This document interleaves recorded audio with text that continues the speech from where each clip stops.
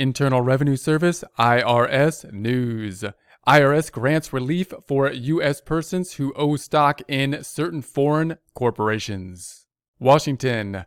The Department of Treasury and the Internal Revenue Service today issued Revenue Procedure 2019-40 and proposed regulations linked to those here that provides relief to certain U.S. persons that own stock in certain foreign corporations. The Revenue Procedure limits the inquiries required by U.S. persons to determine whether certain foreign corporations are controlled foreign corporations, otherwise known as CFCs.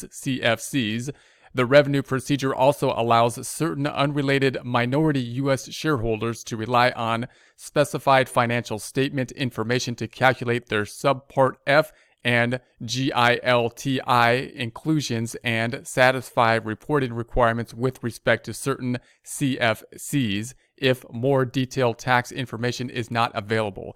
It also provides penalty relief to taxpayers in the specified circumstances. Finally, the Revenue Procedure announces that the IRS intends to amend the instructions for Form 5471 to reduce the amount of information that certain unrelated minority U.S. shareholders of the CFC are required to provide. It will also limit the filing requirement of U.S. shareholders who only constructively own stock of the CFC solely due to downward attribution from another person.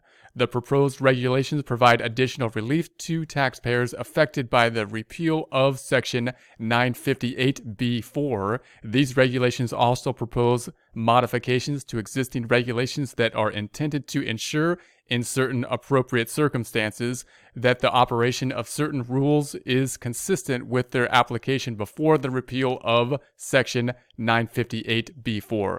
The repeal of Section 958b-4 was part of the Tax Cut and Jobs Act. The more information about this and other TCJA provisions, visit irs.gov tax reform. There's a link to that here. There will be a link to this article in the description.